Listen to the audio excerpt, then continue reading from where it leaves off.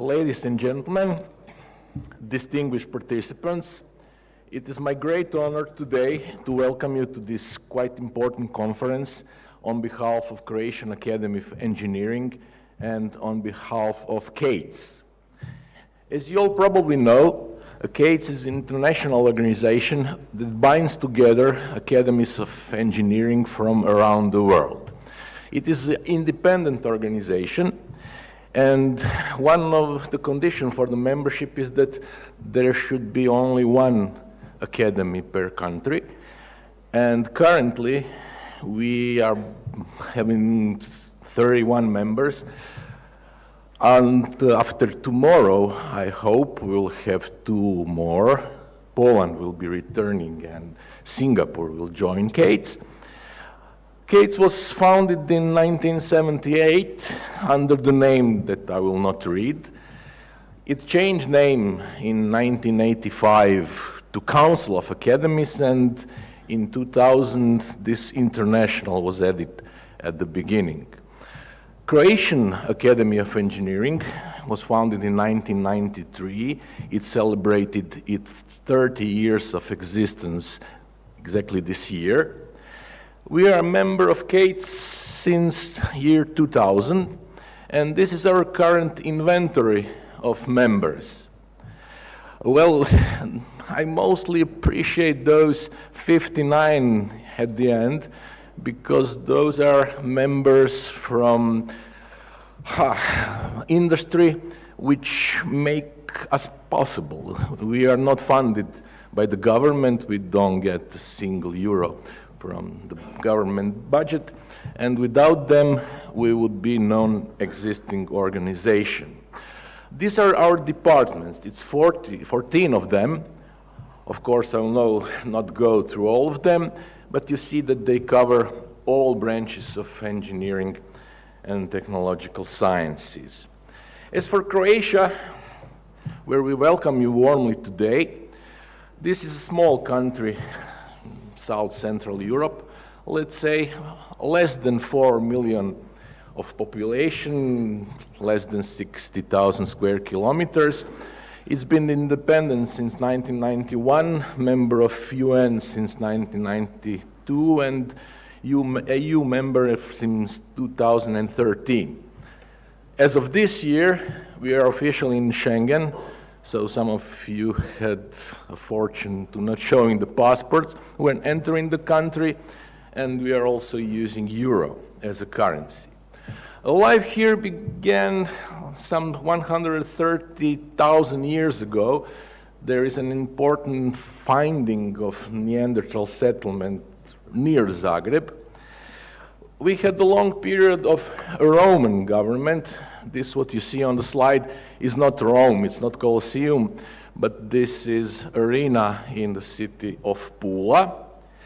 And it is said that we are here since 7th century. This iconic image of our painter Oton Iveković depicts the arrival of Croats from the north of Europe and their first glimpse at the Adriatic Sea.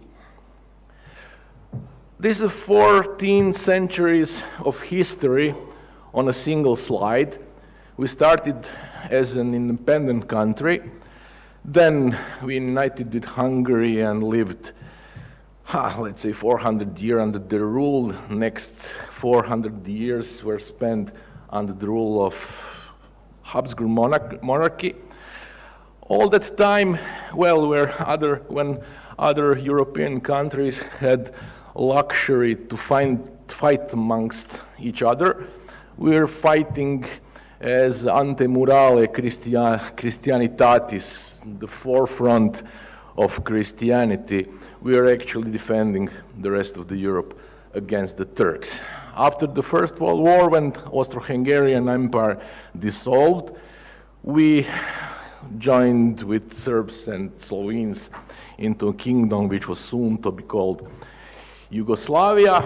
We had not so independent state of Croatia during the World War II, which was collaborating with Axis powers, but at the same time, Croats were in huge numbers fighting for the most efficient resistance movement in occupied Europe.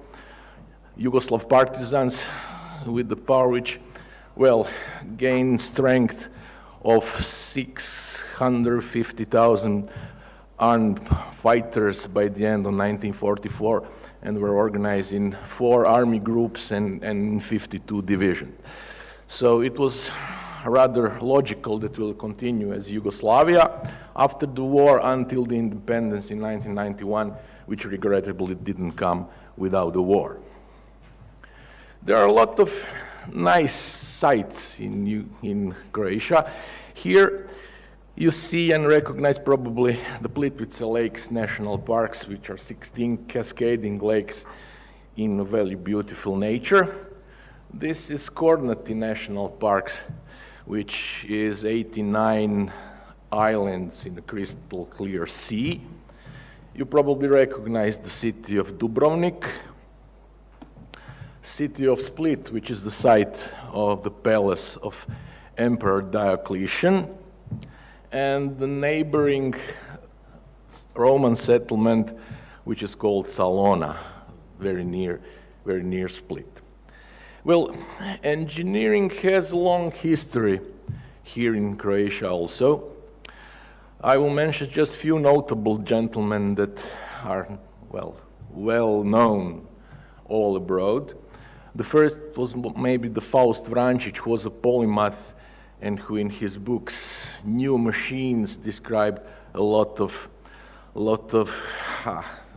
invents that are, for example, the chain bridge depicted here, the parachute, there are many others. Then we had Ivan Vučetić, who was the inventor of dactyloscopy, the art of identifying people by their fingerprints. Slavoljub Penkala was the inventor of a mechanical pen. In Croatian, his name is still a synonym for the mechanical pen. You also know this guy, probably the most famous of them, Nikola Tesla. He is arguably the most prominent, the best engineer of all time in the whole world. He was a Serb by origin, but Croat by his homeland, which he often said that he is equally proud of his Serb country and Serb origin and his Croat homeland. These are just some of his inventions, and we are still using, of course, the alternating current, no matter how fiercely Thomas Edison and the guys were opposing this type of electricity. As for the Zagreb, the capital of Croatia, it has a population below 700,000. Together with all surroundings, it's about 1,217,000. The first appearance of Zagreb in historical records was dated back in 1094. Depicted this golden bull of 1242, which was given to Zagreb by Hungarian King Bela IV, who was hiding from Mongols and find refuge here in Zagreb. Okay, Mongols then conquered Zagreb and burned it to the ground. He fled further, but he was some kind of grateful, and he gave the status of a royal independent city to the Zagreb. And also we are proud that our university dates back to 1669. These are few sites of Zagreb. This is the central square, the square of Ban Jelačić, Viceroy, actually is the title in English. As we said, we are always under someone, and we had Viceroy instead of our own head of the state. This is in time of Advent, which is a very nice time at the end of the year with a lot of life on the streets. This is a famous farmers market called Dolac within the reach, maybe 15 minutes or 17 minutes walk from here. I suggest if you have time to visit it during morning hours. This is the oldest part of Zagreb, the upper town, where everything started with a lot of old buildings. Nowadays, it's also the seat of the government and the parliament. Here we can see actually the masterpiece of urban planning, something that we called a Lenucci horseshoe because of the shape. If you see this green around the center, this is a system of parks which was developed at the break of 20th century, so at the end of the 19th, at the beginning of the 20th century, and of course the final resting place of many citizens of Zagreb, Mirogoj Cemetery, which is really a sight worth seeing. But so much about Croatia, so much about Zagreb. I would like to go back to the topic of the conference, and it's what? It's obvious that the climate is changing. It has no doubt about, we can have no doubts about that. We have more forest fires, wildfires, droughts, floods than ever. This is an image of Zagreb this summer. This is July 2023, a supercell storm.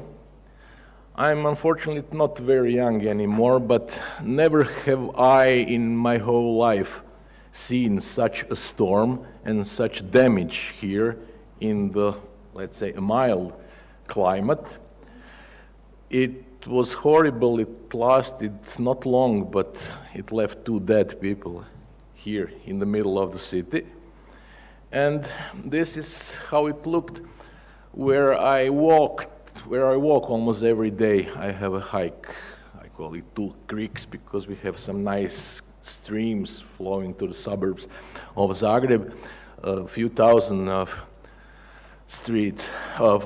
trees fell down and did a lot of damage. So the alarm bell has been ringing for a while. And we are just waking up, slowly but certainly. It is, I think, a last moment to act, and there is a lot of declarative approval, I would say, to these acts that would mitigate the climate change. But I strongly feel that decision makers are often acting with that fig sign in their pocket, declaratively supporting, but actually trying not to do anything here. So if this conference about air mobility today raises the awareness of a need to change, to do some concrete actions, it will make me a very happy person. This conference is held under the auspices of 2 Croatian ministries, under the auspices of City of Zagreb and University of Zagreb, and we are grateful for their support. We are also, of course, maybe even more grateful for the sponsors because they gave money and they made this nice lunch outside possible. We had some sponsors, we had some donators, and we had some green partners of our conference. So I hope you will enjoy this conference. I hope you will find it very interesting. I hope that we will all learn something. And I certainly hope that you will also enjoy Croatia, that you will enjoy the city of Zagreb, that you will like it so much that eventually you will come back to see us again. So thank you for your attention, and I will like to give floor to representative of the mayor of Zagreb, the head of Department of Education, Mr. Luka Juroš. So Luka, the floor is yours.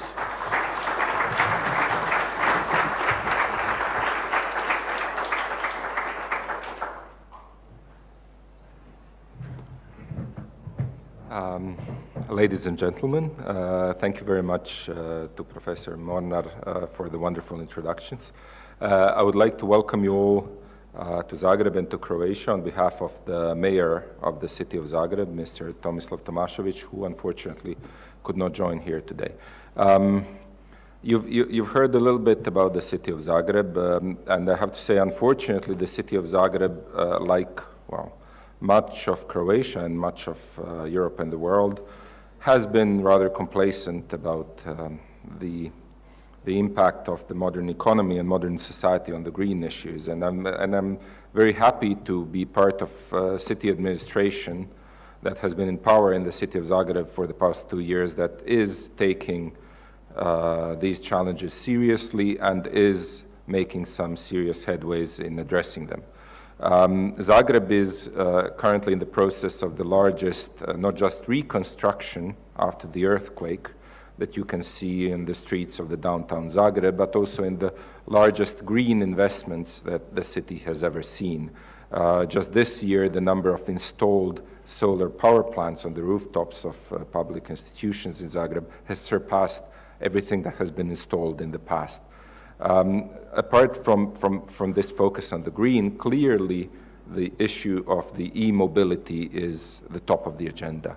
I hope you didn't have a chance to get stuck in the morning rush hour traffic in Zagreb, but we are working seriously on introducing technological advances, including automatic regulation of traffic and other changes. But apart from that, the city of Zagreb is also supporting a major multiple €100 million investment in robotic traffic, supported by one of the 2 unicorns of Croatia. The company is probably well known. I've seen it on the agenda for Wednesday morning as an optional visit for you.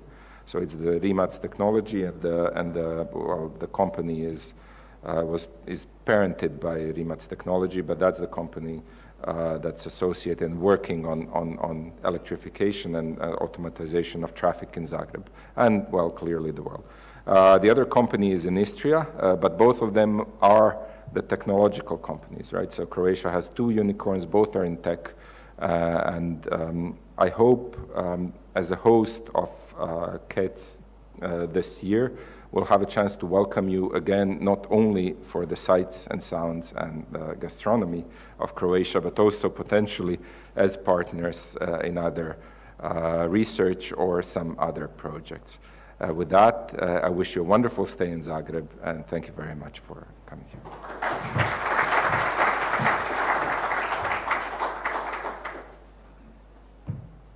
Okay, thank you, Luka, for your kind words, and I would like now to introduce Professor Neven Dujic, who is the head of the organizing committee of this conference, to present the energy report, which was done by him and a lot of other scientists belonging to CAETS during the last year. Thank you.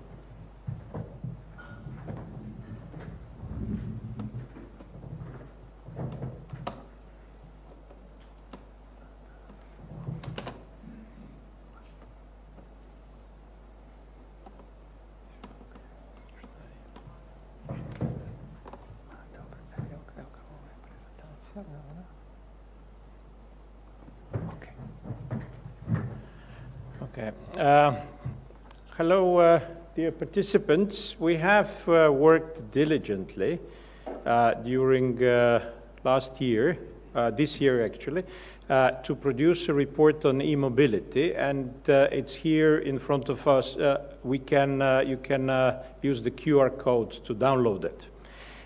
The idea of the report was to cover areas not covered by previous 2 energy reports, and to try to capture bottlenecks which will happen in this decade. Transport is probably the most difficult sector to decarbonize, and this can only be done by integrating it into energy sector.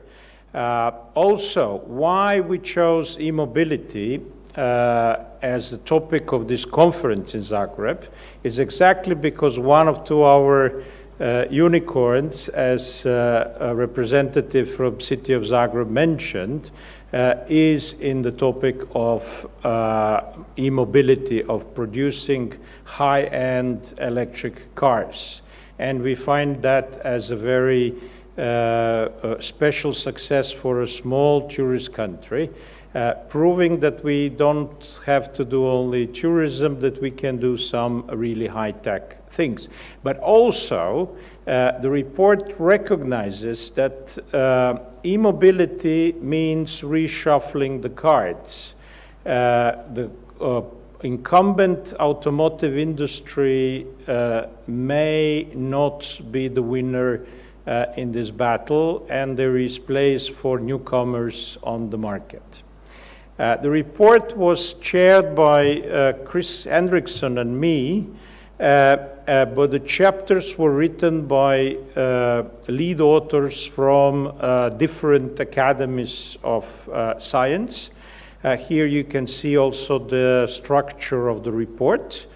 I will go back a little bit later into that. The working group members, around 20 of us, gave really excellent participation in this process, and now we are also hoping to get your comments to this report. Electrification of transport is coming. We can see S-curve being started to form.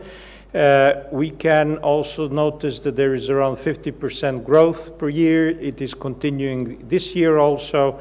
And some countries like Norway already sell mostly electric cars. The first chapter of the project is about batteries. That was led by an author from China, Lian Yubo, and it has shown clearly that batteries will continue to develop very quickly, new chemistries and energy density, so there is a need of a lot of research in that area, cooperation between industry and academia, and this will result in a significant change in the way we drive. Also, it is very important to notice that without integration of power system, which will be mainly powered by intermittent variable renewables like wind and solar, and smart charging can increase the integration of these sources into the energy system. So we need to integrate heating, transport, power, hydrogen, everything together. And the critical thing is to have smart, slow chargers added to each parking place in order to enable this power transport coupling. Also, wholesale price and retail price coupling are crucial to enable this demand response. The car industry will confront significant challenges, and only those that diligently move into transition now or have already moved will have a chance to survive. Many sectors in the current car industry will disappear. There will be no engines, no transmission, no exhaust system, no tank and fuel distribution, but there will be a whole new lot of topics coming. Also, will hydrogen be a fuel? That's a question. Most probably not for personal cars, because it's much more efficient to do it by batteries directly. Regarding long-distance heavy transport and military use, it may be competitive to use hydrogen, but it might be more practical to use e-fuels. We will see what happens. Regarding the e-fuels, ammonia will most probably be the fuel of choice for maritime transport, and for aviation transport we will need some carbon-based e-fuels.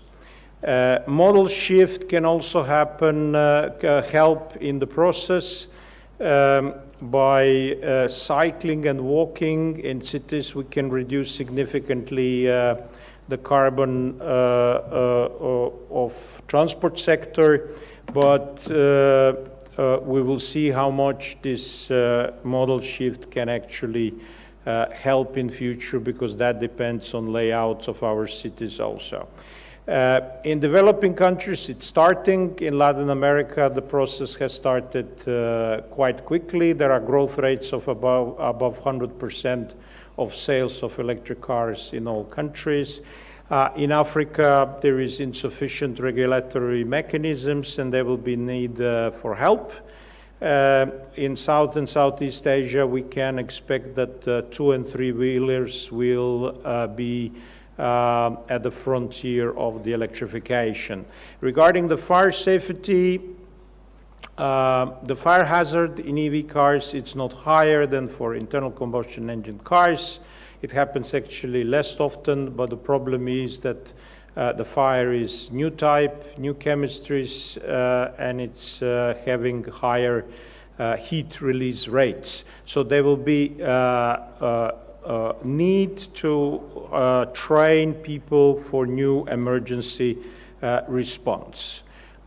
With this, I would like to thank you for listening to this report. We are expecting your comments by the end of October. And I would like to now invite Axel Meissen, the chair of the sequel report of the previous energy efficiency report, to present the future CAETS work. Axel, the floor is yours.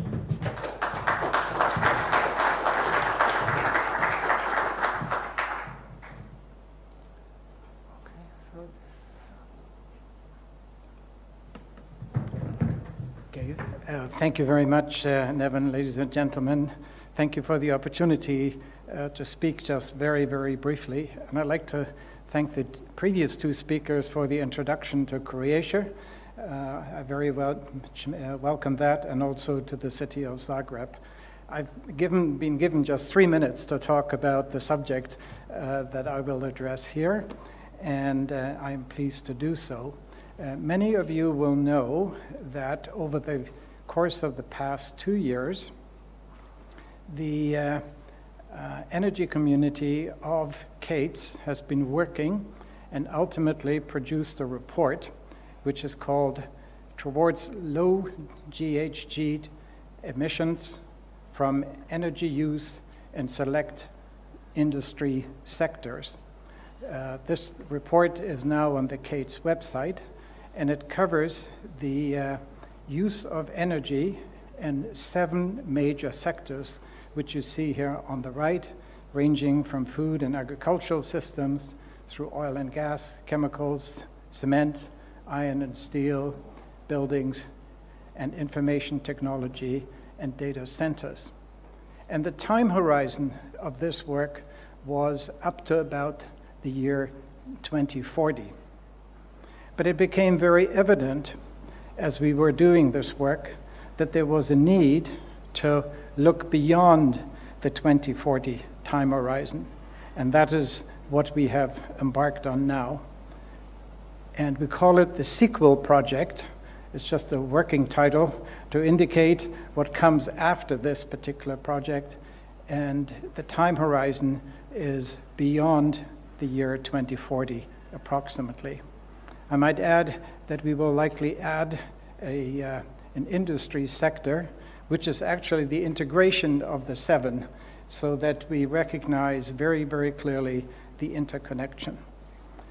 What is it that we are trying to do in this current work is basically to answer this question, namely, what actions are needed now in the near future so that sufficient technologies are available to realistically deployable to ensure low GHG emissions from energy use in selected sectors beyond that year 2040.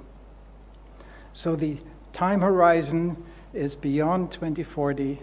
The idea is to identify the actions that should be considered to be taken, but clearly, in order to identify the actions that are to be taken, one has to understand the forces and the factors that will drive the longer-term future. So our work is focused on those 7 sectors, plus the interconnection between them. Our focus is the longer term, and we will use foresight approaches in order to identify the forces and factors.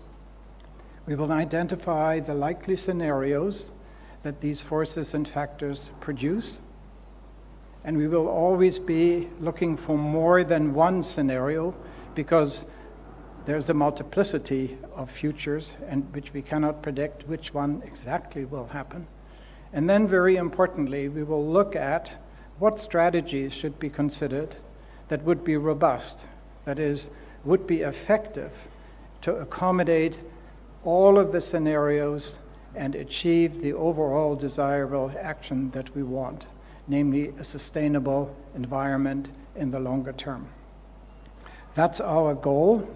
We will undertake this work in the course of the next approximately 10 months. We will report out at the next CAETS meeting, which will take place in early July in Helsinki, Finland. And I would like to invite you, if you have an interest in this type of work, that is future-oriented work, applied to these 7 sectors and applied to technology, to let me know. We're still looking for members to participate in our individual working groups. And you can contact me, but just, I noticed my email address is incorrectly written, so now you have to be really alert. It's actually Axel, it is correct, axel@meissen.ca. So please drop me a note or come and see me, and I would be delighted to give consideration to seeing your inclusion into this future-oriented study. Thank you very much.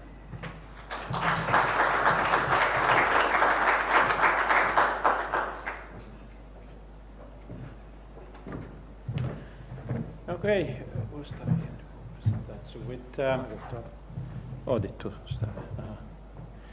with this, we are closing the opening session, and now we are moving to the first panel on integration of energy and transport sectors.